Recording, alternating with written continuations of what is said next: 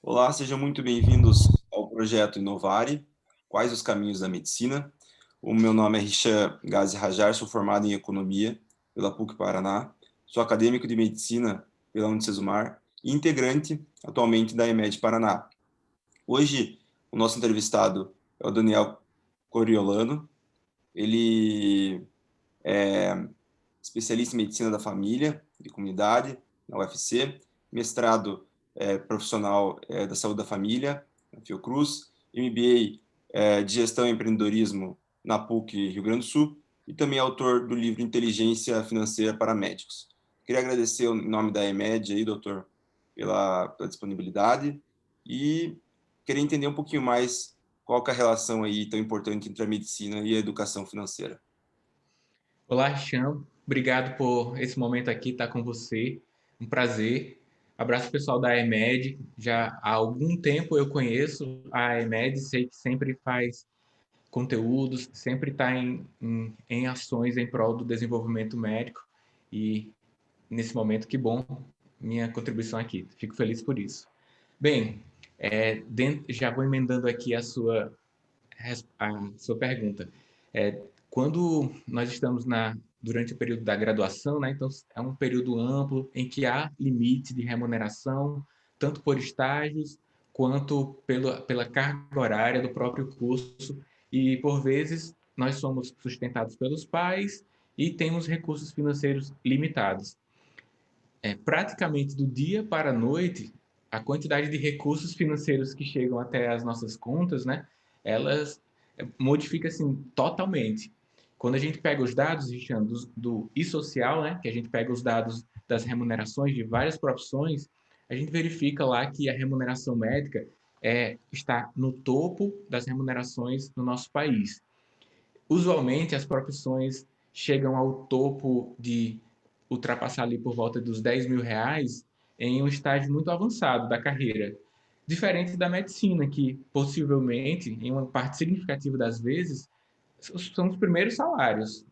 Então, você soma uma certa falta de experiência para a gestão dos seus próprios recursos, né? Você não ganhou pouco e foi podendo administrar, você logo de cara aumentou seu poder de compra e junto ao aumento do poder de compra, eu vejo também uma possibilidade de erros relacionados ao consumo. Portanto, para todo mundo, ter uma educação financeira é relevante, mas temos esse fator de risco, né? Uma elevação muito rápida do poder de compra.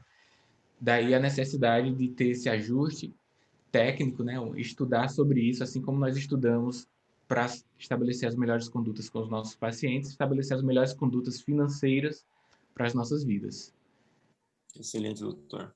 E quais práticas, então, eu devo utilizar, quais maneiras assim eu posso utilizar para ter uma saúde financeira boa, vamos dizer assim, né? Quando eu estiver indo para a residência, após a residência, ou até mesmo sendo um médico já bem consolidado no mercado.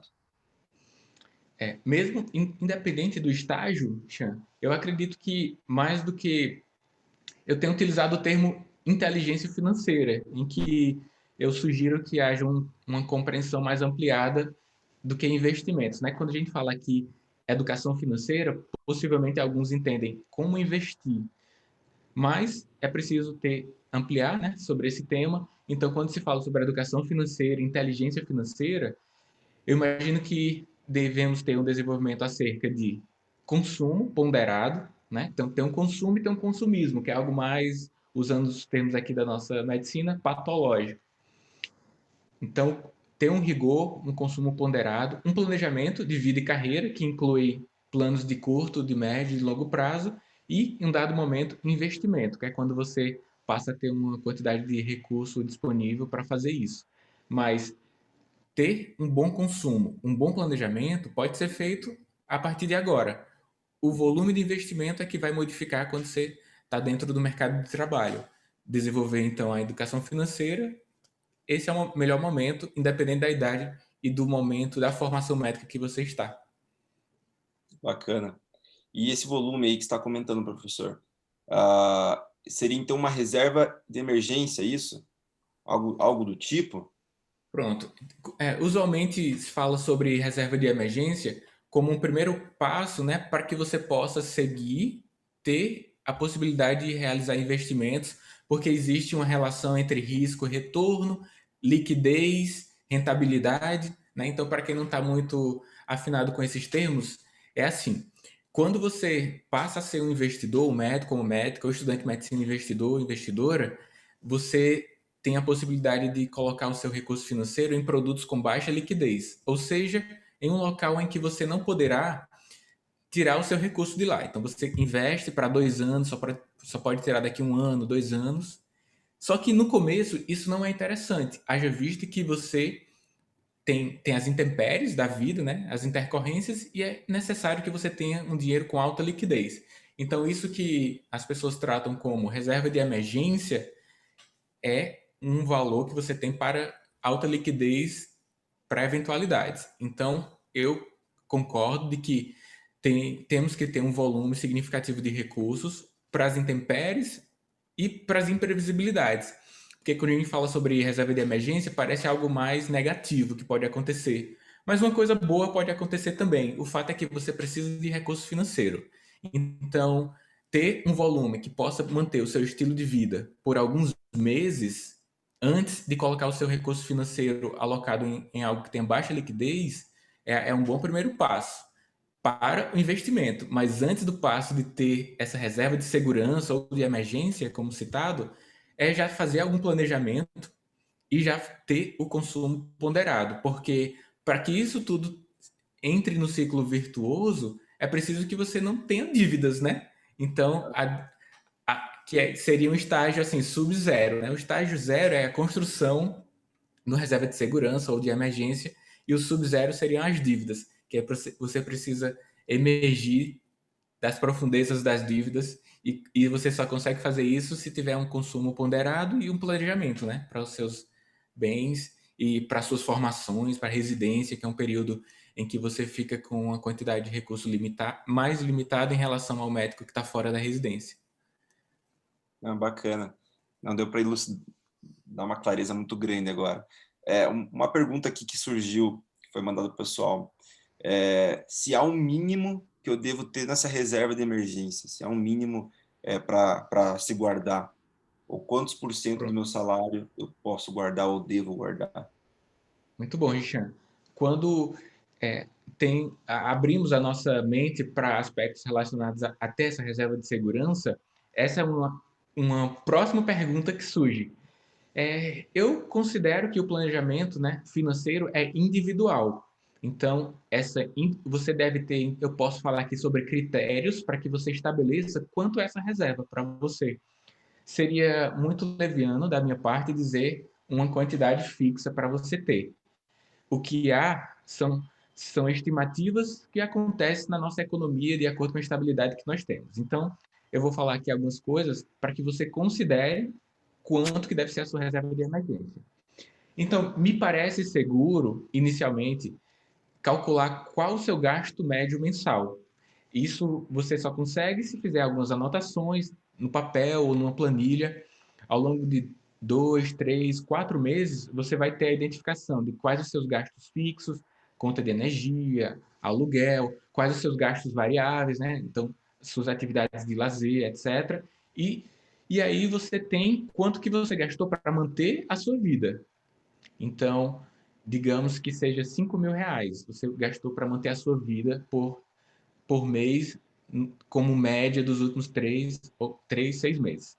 Então, quanto que você se acha confortável de ficar? Quantos meses sem trabalhar, digamos? Então, você pode dizer, Xan, não, eu me considero tranquilo se eu tiver 6 meses do meu gasto médio mensal como uma reserva de segurança.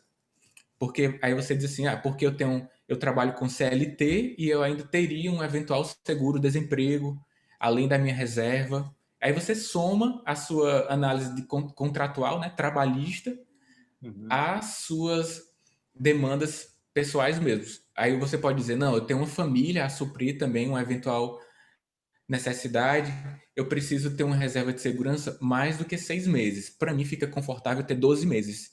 pois eu trabalho como autônomo, não tenho CLT. Então, essas são as variáveis. Primeiro, você calcula quanto é a sua reserva, quanto é o seu gasto médio mensal, e depois encontra uma quantidade de meses que você se sente confortável para que tenha essa, caso seja demitido, caso não tenha mais renda, tenha algum período mais tranquilo.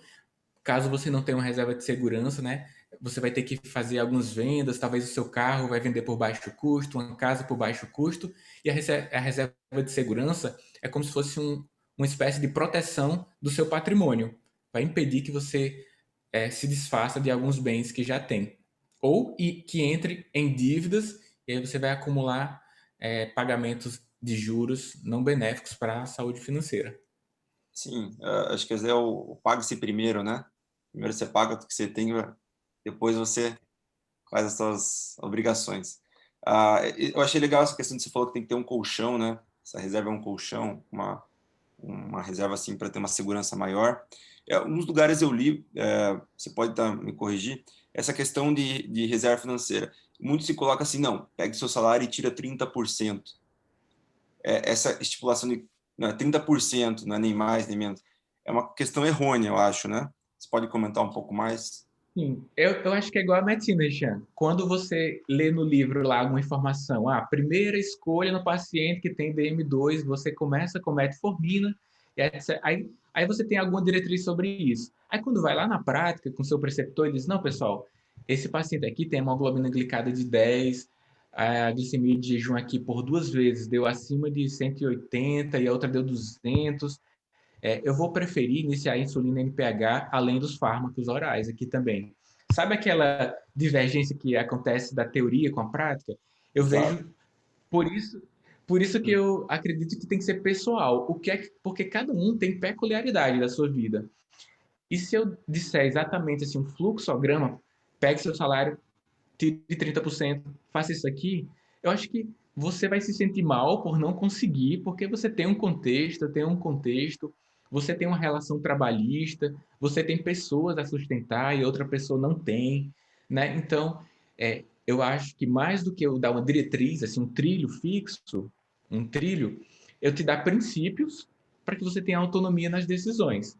Eu sou mais por essa linha. Mas, de fato, alguma literatura acerca do tema, finanças pessoais, aponta de uma forma mais rígida esse direcionamento, que pode servir para uma quantidade de pessoas, mas a gente tem algumas peculiaridades, né? Então, talvez um autor que aborde que seja 30%, ele considere uma renda média brasileira que não é 10 mil, igual a do médico, e Uhum. por vezes vários colegas conseguem ter até mais, uma quantidade maior do que 30%. Então, se você ganha os 10, arredondando aqui, você consegue guardar 50%, 5 mil já é um valor expressivo para o seu gasto médio mensal.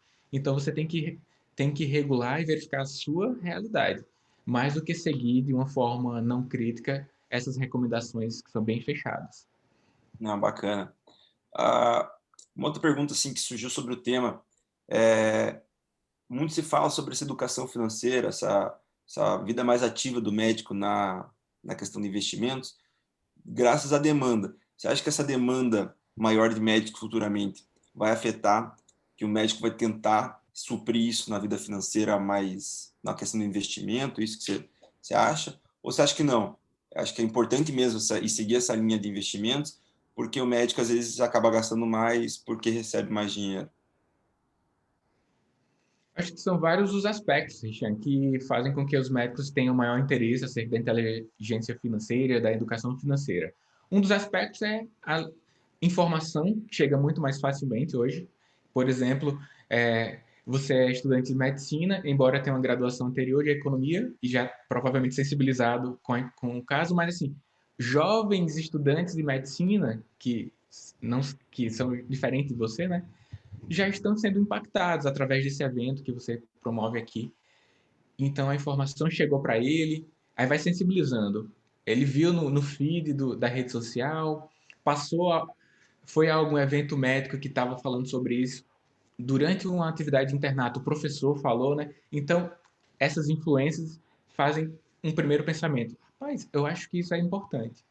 O outro, eu concordo com você que o aumento da sensação de que o mercado tá sendo muito elevado e uma eventual saturação faz com que o médico tenha agora a necessidade de ter um planejamento para ter uma renda passiva mais no futuro. Isso aí é um bom argumento. A facilidade de se investir hoje em relação a, por exemplo, aos nossos professores, preceptores mais sêniores, então faz com que a gente em poucos minutos já inicie a vida como investidor, né? Entra na plataforma, faz lá a conta. Então são vários aspectos e cada um consegue um bom argumento. Mas eu acredito que o aumento da quantidade de médicos no mercado de trabalho deveria ser um dos motivadores para que você inicie hoje, né? São três as variáveis de ouro para que você tenha bons resultados no mundo do investimento. Um é a rentabilidade do produto que você escolher. O número dois é o tempo que o recurso financeiro vai ficar lá. Então, se você começar logo, você vai ter mais benefícios do tempo. E a terceira variável é quanto que o produto de investimento vai render para você, que aí você não tem gestão sobre isso. Então, começar logo, né? E ter um volume de aporte, né? O volume de aporte que aí você tendo um consumo mais ponderado vai sobrar mais, né, para investir, vai fazer com que no médio e no longo prazo você tenha bons resultados e dependa menos de um volume expressivo de trabalho de horas, horas e horas, que faz com que muitos colegas tenham entrado em burnout e doenças relacionadas à ocupação médica. Eu acho que o senhor já meio que respondeu a pergunta aqui que surgiu pelo pessoal, que são os pilares do controle da controle financeiro, os pilares de um bom investimento, basicamente. Acho que você comentou que é a rentabilidade, o tempo, a taxa, esses três pilares. Não sei você, mas assim, o que você pode dizer sobre investimento hoje, professor? O que você acha? O que você acha, doutor, dos investimentos hoje? O que você acha que o médico deve olhar hoje diferente? Qual que é a sua visão hoje para o médico pensar, não, você tem que pensar assim, tem que pensar assado. Qual que é o X da questão hoje para o médico investir? Pronto. Eu acho que sempre é sobre vida e mais, né, do que especificamente o recurso financeiro. Imagino eu que ter uma boa saúde por longo prazo é uma coisa boa que nós desejamos, né, para a nossa vida. Ter uma contribuição social, nossa profissão permite muito isso, é uma coisa que nós gostaríamos de manter por longo prazo. Imagino eu que a maior parte de nós médicos gostamos de fazer esse impacto social. E também, além da saúde, além de manter a manutenção desse impacto positivo na sociedade, ter uma boa rede de relacionamento com isso tudo é sinônimo de qualidade de vida. Então, para a construção, né, de uma atividade médica de longo prazo, com boa performance na saúde mental, na saúde física, é preciso que tenhamos o suporte financeiro, que é o que subsidia a atividade prazerosa, a qualidade de vida, suprir boas condições para você, para os seus familiares próximos e influenciar a macroeconomia, né, em alguma instância. Então, esse grande argumento vai te balizar nas escolhas dos investimentos. Aí tem a renda fixa, tem a renda variável, você pode investir para a aposentadoria, pode investir para ter um recurso disponível durante a residência médica, a fim de que não tenha que se matar em dar plantão e comprometa o aprendizado durante a residência médica. Vários são os motivos e cada um pode, primeiro, escrever o que quer da vida e aí vai ter um maior nível de motivação. Uma motivação para o longo prazo é ter uma vida de qualidade no longo prazo também.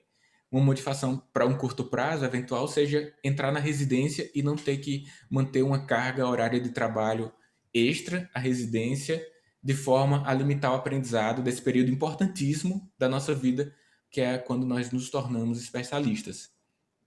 E caso opte fazer residência, né, que também é um plano a ser feito. É uma etapa aí a ser percorrida, né? É. Doutor, então, para finalizar, assim, qual que é a mensagem que você deixa para os médicos, futuros médicos, acadêmicos agora, residentes, enfim, toda essa comunidade área médica, na questão de investimentos? Qual que é a sua mensagem, qual que é a sua ideia para transmitir para eles? Eu acredito, Richan, que devemos ter uma visão muito social, né, do nosso trabalho e também do nosso recurso financeiro. Eu sei que é difícil, é até causa estranheza e algumas pessoas torcem o nariz quando a gente vai falar de finanças, médicos falando de finanças, né? Porque existe um conflito que saúde não tem preço, que as pessoas merecem acesso à saúde. Mas quando a gente fala sobre inteligência financeira aplicado aqui às nossas finanças pessoais, diz respeito também a termos uma atitude proativa para cuidar da gente. E esse cuidado que estamos tendo, esse autocuidado, que também envolve finanças, né? Mas eu falei sobre saúde, falei sobre manutenção de uma rede de apoio, manutenção da saúde mental, né? Repercute na sociedade. Então, que possamos ter essa visão social, que o nosso recurso financeiro circulando na economia de uma forma benéfica, né? Consumo ponderado e não consumismo, que é o gasto inadequado do recurso financeiro, permite que você, por longo prazo, influencie positivamente e tenha uma boa qualidade de vida, ao tempo que contribui para a ascensão social. Mais pessoas com educação financeira, que inclui uma ponderação no consumo, realizar planos de vida e carreira e ter investimentos, porque o investimento vai subsidiar uma cadeia. Você investe para que outras cadeias, outras instâncias possam se manter produtivas. Seja uma empresa através das ações, seja um banco que através de um CDB que pode emprestar o recurso e algum empreendedor monta um negócio. Então, essa visão muito ampla do investimento, embora comece a ter algo positivo na sua vida, é uma influência social. Então, dessa forma, nos gera mais motivação e destaca, né, esse choque que envolve dinheiro com o exercício da medicina. Então, é uma coisa boa que você faz para você e para a sociedade. Investir, cuidar de si e cuidar dos pacientes, que é por quem nós passamos esse longo período de formação.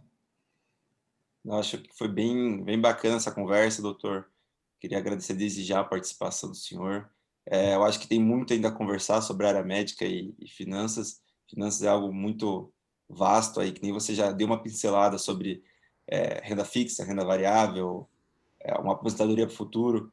Então, acho que a gente pode até marcar uma nova conversa e destrinchar todo esse emaranhado de investimentos que existe aí. Mas desde já eu agradeço, a IMED agradece a, a sua disponibilidade, esse bate-papo aí, que foi assim de grande valia para a comunidade médica e comunidade acadêmica da medicina. Obrigado, doutor. Eu que agradeço, Chan. As perguntas foram ótimas, me senti muito à vontade com você aqui. Estou sempre à disposição com a EMED, para você também, para a gente sempre ter um bom papo e deixar, né, a nossa contribuição social também, que a educação transforma e, de fato, isso acontece. Valeu, doutor. Obrigado, hein? Valeu.